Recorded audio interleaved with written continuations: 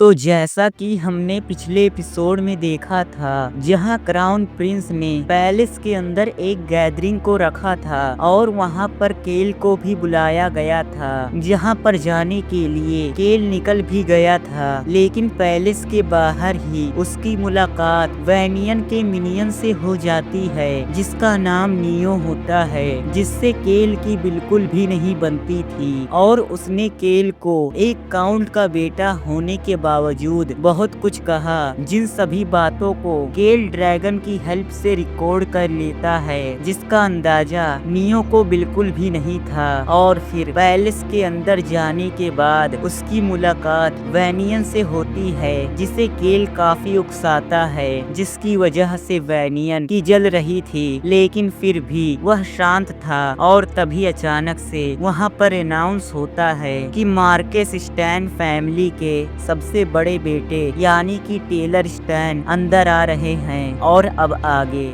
उन दोनों को अचानक से यहाँ पर देखकर वहाँ पर बैठे सभी लोगों की नजर बस उन्हीं दोनों पर थी, और वह सभी उन दोनों को घूर कर देख रहे थे। उन दोनों को देखकर केल एक हल्की मुस्कान के साथ अपने मन में कहता है, उन्होंने काफी अच्छा डिसीजन लिया, लेकिन इन सब की वजह से टेम्पल वाले काफी परेशानी पैदा करेंगे। लेकिन मैं जब केज को देखता हूँ तो मुझे नहीं लगता कि उसे इन सब से कोई फर्क पड़ता है। तभी हम अपने प्यारे कैरेक्टर वैनियन को देखते हैं, जो चिल्लाते हुए गुस्से में कहता है, आखिरकार ऐसा कैसे हो सकता है, वे दोनों यहाँ पर क्या कर रहे हैं। वह काफी ही ज्यादा गुस्से में था। वह अपना दांत पीसते हुए उन्हीं दोनों को घूर रहा था। तभी क्राउन प्रिंस अनाउंस करते हुए सभी लोगों से कहते हैं, मैंने उम्मीद नहीं की थी कि मार्केस स्टैन फैमिली का सबसे बड़ा बेटा टेलर स्टैन और उनके साथ ही साथ प्रिस्टिस केज यहाँ पर आएंगी। तभी टेलर क्राउन प्रिंस से कहता है, मैंने सुना है कि यहाँ पर एक अपॉर्चुनिटी मिलने वाली है, जहाँ पर किंगडम के सभी नोबल्स एयर हाइनेस के साथ डिस्कस करने वाले हैं, लेकिन मैं आपसे माफी चाहता हूँ कि मैं बिना किसी इनविटेशन के यहाँ पर आ गया। तभी क्राउन प्रिंस एक हल्की मुस्कान के साथ कहता है, यह सच है, लेकिन मैंने सभी हाउस होल्ड के रिप्रेजेंटेटिव से पूछा, लेकिन अगर किसी हाउस होल्ड के पास कोई भी रिप्रेजेंटेटिव नहीं है तो इससे कोई भी परेशानी नहीं होगी, इसलिए आप यहाँ पर आ सकते हैं। लेकिन मुझे लगता है कि आप थोड़ा अपसेट होंगे, क्योंकि मैंने मार्केस स्टैन फैमिली में बस एक ही इनविटेशन भेजा था। यह सुनकर टेलर कहता है, हाँ बस थोड़ा सा। क्राउन प्रिंस के बात को सुनकर वैनियन गुस्से में अपने मन में कहता है, एक हाउस होल्ड बिना किसी रिप्रेजेंटेटिव का, आखिर उसका मतलब क्या है। तभी केल अपने मन में कहता है, क्राउन प्रिंस ने जो अभी अभी कहा उससे वैनियन का काफी ही ज्यादा इंसल्ट हो रहा है, क्योंकि उनका कहने का मतलब है कि वैनियन मार्केस स्टैन फैमिली का सक्सेसर नहीं है, बल्कि वह मार्केस स्टैन फैमिली का एक अनऑफिशियल सक्सेसर है। लेकिन नोवेल के अंदर क्राउन प्रिंस हमेशा सेकंड प्रिंस और थर्ड प्रिंस से सावधान रहते थे, और जब उन्हें पता चला कि Marquez stand family third Prince के काफी क्लोज हैं, तो वह और भी ज्यादा सावधान हो गए। लेकिन यह काफी अजीब है, यहाँ तक कि किंग अगर थर्ड प्रिंस को फेवर करते हैं तो इतना आसान काम नहीं है कि कोई भी क्राउन प्रिंस को चेंज कर सकता है और थर्ड प्रिंस को क्राउन प्रिंस बना सकता है। लेकिन जो भी हो, बाकी सभी नोबल्स क्राउन प्रिंस को काफी ही ज्यादा सपोर्ट करते हैं, लेकिन मैंने पहले कभी ऐसा कुछ नहीं देखा है, इसलिए अच्छा होगा कि मैं इसमें दखल न दूं। और देखने से लग रहा है कि यहाँ पर कुछ होने वाला है। तभी क्राउन प्रिंस टेलर से कहते हैं, मुझे आपको दुखी करने के लिए माफ करिएगा, लेकिन मैं काफी खुश हूँ कि आप काफी हेल्दी हैं। और यंग मास्टर टेलर, हमें मिले हुए काफी लंबा समय हो गया। टेलर मुस्कुराते हुए कहता है, हाँ आपने सही कहा योर हाइनेस, लेकिन मेरे पैर अभी भी काम नहीं कर रहे। और फिर केल की वही सभी बातों को दोहराता है जो उस लेटर में लिखा हुआ था, लेकिन मेरा हाथ, सर, आँख, कान, मुंह यह सभी चीजें अभी भी जिंदा हैं और काफी अच्छे से काम कर रही हैं। यहाँ तक कि यह सभी चीजें और भी ज्यादा स्ट्रांग हो गई हैं। टेलर की सभी बातों को सुनकर क्राउन प्रिंस कहता है, हाँ आपने सही कहा, लेकिन मैं यह बिल्कुल भूल गया था कि आप काफी स्ट्रांग पर्सन हैं, क्योंकि आप काफी मेहनत करने के बाद यहाँ तक पहुँच गए हैं। हम बैनियन को देखते हैं जो क्राउन प्रिंस के सभी बातों को सुनकर गुस्से से आग बबूला हो रहा था।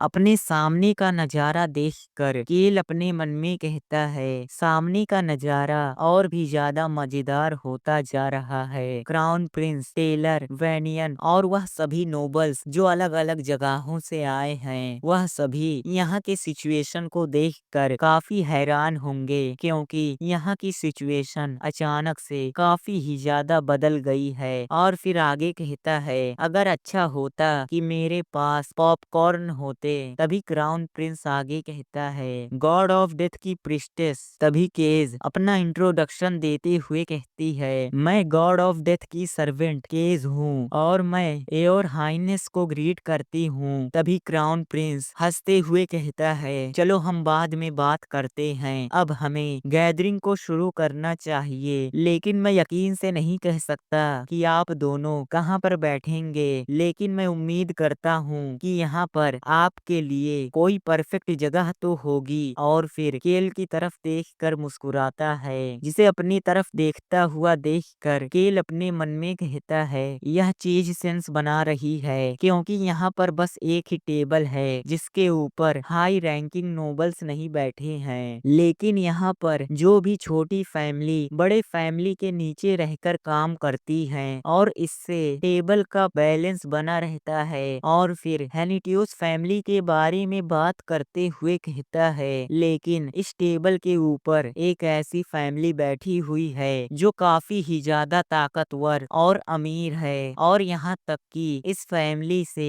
हाई रैंकिंग नोबल्स भी पंगा नहीं लेना चाहते होंगे। तभी क्राउन प्रिंस हंसते हुए कहता है, मुझे लगता है कि यंग मास्टर टेलर को नॉर्थर्न नोबल के सीट पर बैठना चाहिए, क्योंकि वहाँ पर एक्स्ट्रा सीट है। क्राउन प्रिंस की बात को सुनकर टेलर उसे शुक्रिया कहता है, और उसके साथ ही साथ केज भी क्राउन प्रिंस को शुक्रिया कहती है। तभी क्राउन प्रिंस केल के टेबल की तरफ इशारा करते हुए कहता है, आपको ऐसा कहने की जरूरत नहीं है, क्योंकि हम साथ मिलकर इस किंगडम के फ्यूचर को और भी ज्यादा ग्रेट बनाने की कोशिश कर रहे हैं, इसलिए अब आप जाकर अपने सीट पर बैठ जाइए। क्राउन प्रिंस की बात को सुनकर एरिक तुरंत ही अपने सीट से खड़ा हो जाता है, और फिर क्राउन प्रिंस से कहता है, हाँ बिल्कुल योर हाइनेस, वे लोग आकर यहाँ पर बैठ सकते हैं। और फिर वहाँ पर बैठे सभी लोग अपने अपने सीट से खड़े हो जाते हैं। तभी एरिक केल के पास जाकर उसके कानों में कहता है, केल मुझे लगता है तुम्हें पहले से पता है, इसलिए तुम शांत रहना।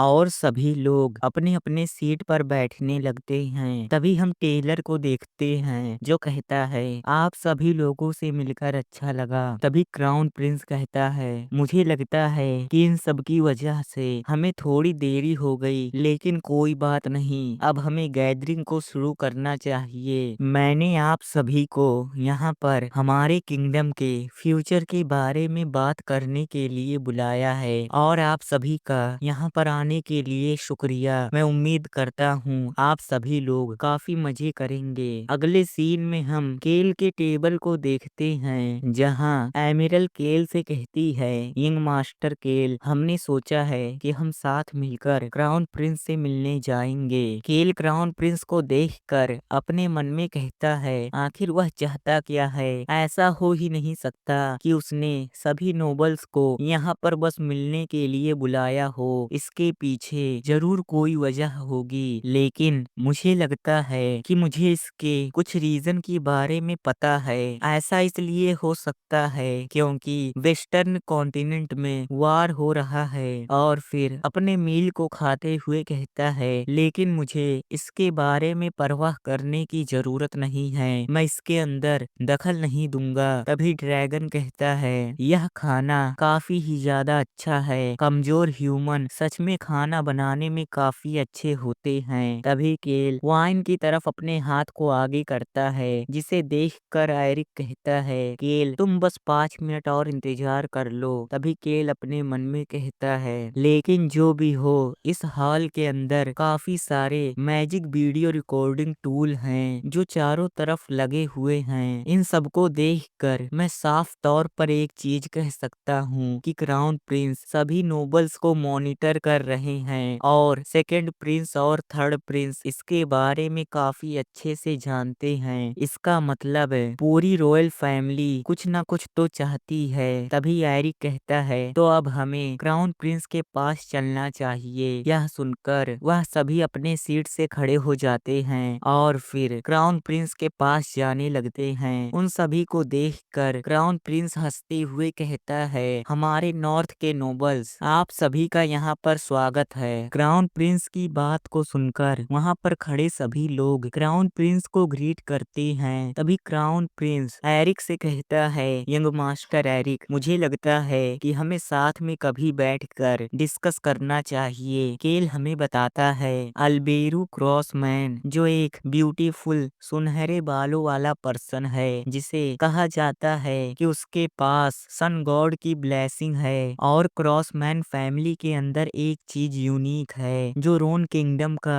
रॉयल फैमिली है। क्राउन प्रिंस की बात को सुनकर एरिक काफी ही ज्यादा खुश हो जाता है और फिर कहता है, हाँ बिल्कुल, मैं उस दिन का बेसब्री से इंतजार कर रहा हूँ। क्राउन प्रिंस कहता है, हाँ मैं भी। और फिर आगे कहता है, यंग मास्टर एरिक, आप सच में काफी ही ज्यादा इंटेलिजेंट हैं और ऊपर से नॉर्थ के बॉर्डर को व्हीलमैन फैमिली ही प्रोटेक्ट करती है। आप सच में काफी कड़ी मेहनत कर रहे हैं। क्राउन प्रिंस की बात को सुनकर केल अपनी हंसी को रोकते हुए कहता है, मुझे लगता है कि वह धीरे धीरे अपनी बात को निकालेगा, लेकिन सच में वह तारीफ करने में सबसे आगे है। और फिर क्राउन प्रिंस आगे कहता है, और क्या आप काउंट हैनिट्यूस फैमिली से यंग मास्टर केल हैं? और हैनिट्यूस फैमिली हमारे नॉर्थ बॉर्डर के एज को प्रोटेक्ट करती है। और फिर अपने हाथ को केल की तरफ आगे करते हुए कहता है, हो सकता है कि यह हमारी पहली मुलाकात हो, लेकिन आपकी फैमिली की वजह से हमें कभी भी फॉरेस्ट ऑफ डार्कनेस की वजह से डर नहीं लगा, और आपकी फैमिली की ही वजह से हम इतनी आसानी से यहाँ पर रह पा रहे हैं। और फिर आगे कहता है, मैंने सुना है कि यंग मास्टर केल काफी आजादी से रहते हैं और उनके मन में जो कुछ आता है वे बस उसी चीज को करते हैं। मुझे ऐसा लगता है कि आपको इनलाइटमेंट मिली हुई है, जिसकी वजह से आपका सोल और भी ज्यादा प्योर हो गया। क्राउन प्रिंस को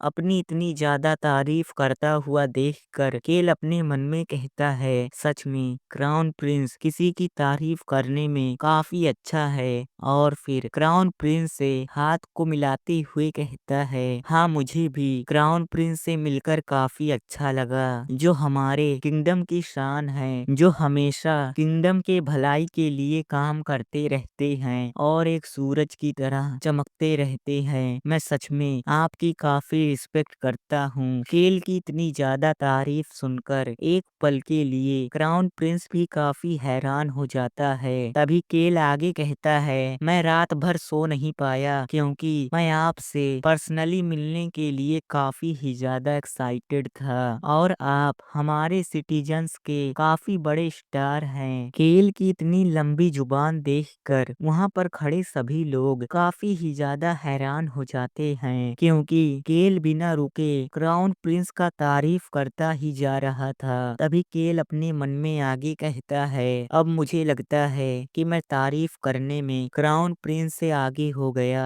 लेकिन मुझे समझ में नहीं आ रहा कि उसे ऐसा क्यों कहा जाता है कि उसने अपने बालों को मैजिक के साथ डाई किया हुआ है। तभी ड्रैगन कहता है, इन सभी चीजों को मेरे जैसा एक ग्रेट और माइटी ड्रैगन ही नोटिस कर सकता है। केल पूछता है, क्या किसी और ड्रैगन ने उसके बालों को डाई किया है? ड्रैगन कहता है, नहीं, यह किसी और तरह का पावर है जिससे उसने अपने बालों के कलर को चेंज किया हुआ है। केल को जब पता चलता है कि असल में क्राउन प्रिंस के बाल जिस कलर के हैं, असल में वह रियल कलर नहीं है, बल्कि क्राउन प्रिंस के असली बाल किसी और कलर के हैं। तो वह अपने मन में कहता है, मुझे लगता है कि मुझे एक और यूजलेस सीक्रेट पता चल गया। क्या यह सीक्रेट उसके बर्थ से है? मुझे लगता है कि वह अपने बालों को हमेशा डाई कर कर रखता है। आखिरकार यह कमजोर पर्सन क्या प्लानिंग कर रहा है? तभी ड्रैगन कहता है,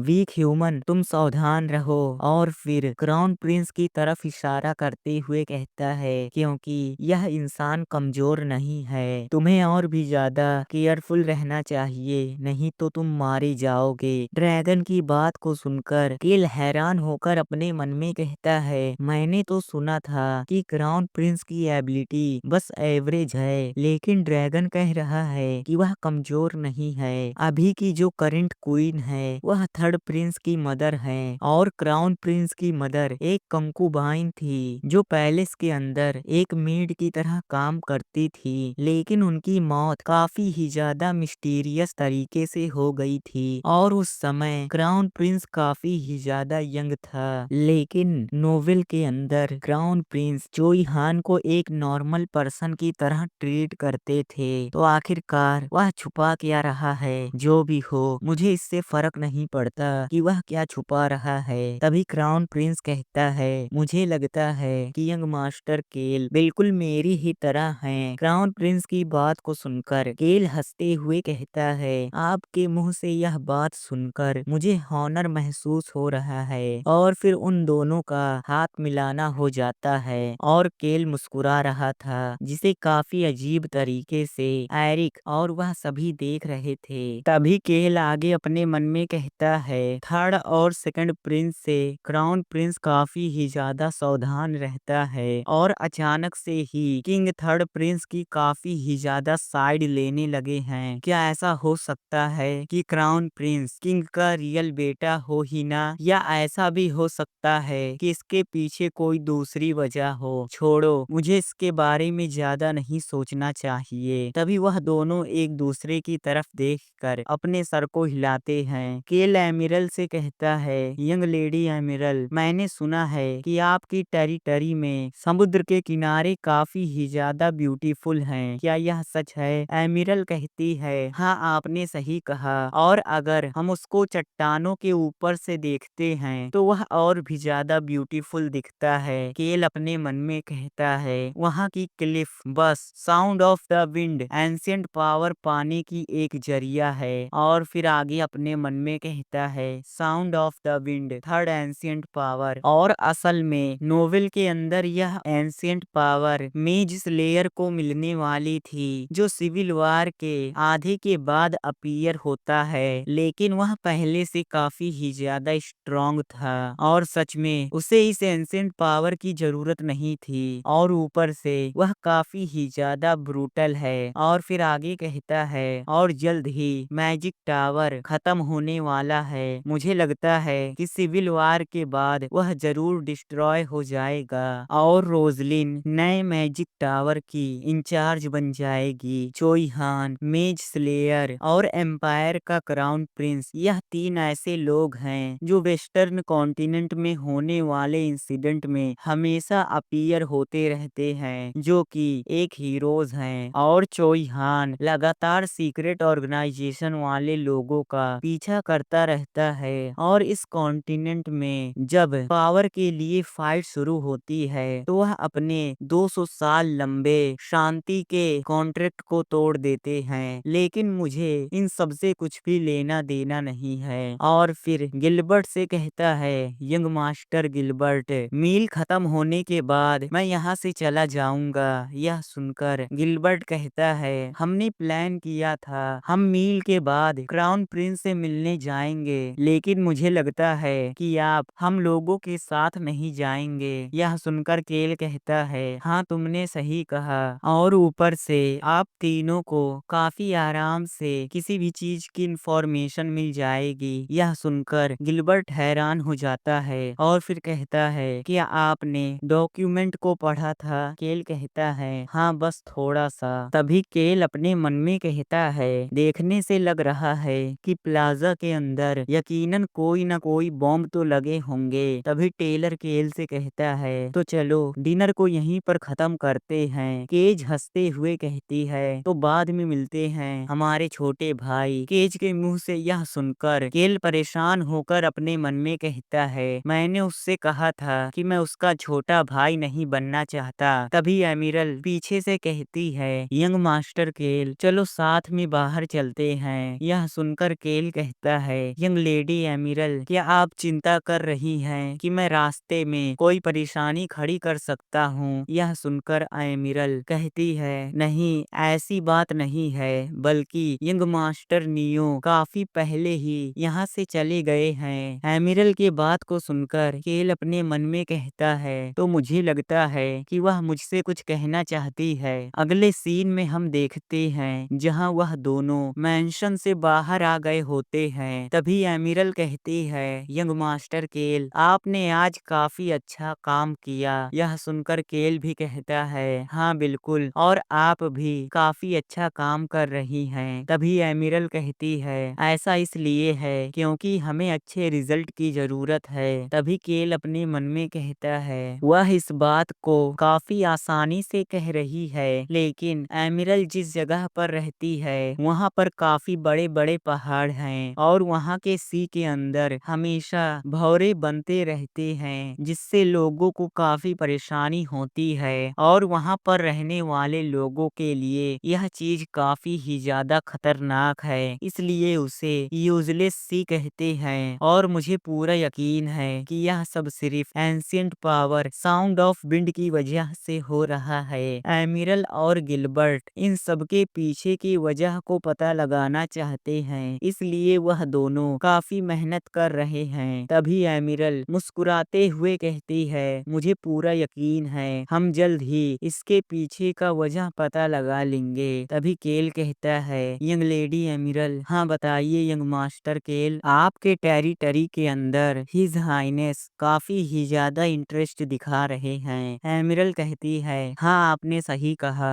तभी केल अपने मन में कहता है सभी लोग काफी ही ज्यादा मेहनत कर रहे हैं, क्या मुझे उनकी थोड़ी सी मदद कर देना चाहिए, लेकिन हमें नॉर्थ नोबल के बीच पावर को बैलेंस करना होगा। और फिर वहां से जाते हुए अपने मन में कहता है अगर हम नोबल के इंफॉर्मेशन को देखें तो एमिरल कभी भी किसी से भी कोई इम्पोर्टेंट बात नहीं करती। और फिर एमिरल से कहता है तो आप यह डिस्कस करना चाहती थी कि आप अपने टेरिटरी के अंदर टूरिज्म को सपोर्ट करना चाहती हैं और उसमें इन्वेस्ट करना चाहती हैं। एमिरल कहती है हाँ आपने सही कहा। तभी केल कहता है अगर आपको इन्वेस्टमेंट की इतनी ज्यादा जरूरत है तो आपको सोचना चाहिए कि आपके टेरिटरी के शोर लाइन की कितनी कीमत है और आपको विपर किंगडम और आसपास के सभी नॉर्थर्न किंगडम से रिलेशन को अच्छा करना चाहिए। लेकिन आपको इसके बारे में खुद सोचना चाहिए कि मैंने क्या कहा। यह सुनकर एमिरल काफी हैरान होती है और फिर कहती है हाँ मैं आपके बात को याद रखूंगी। और फिर केल कैरिज के अंदर बैठकर वहां से निकल जाता है, जहां पीछे खड़ी होकर एमिरल उसे ही देख रही थी।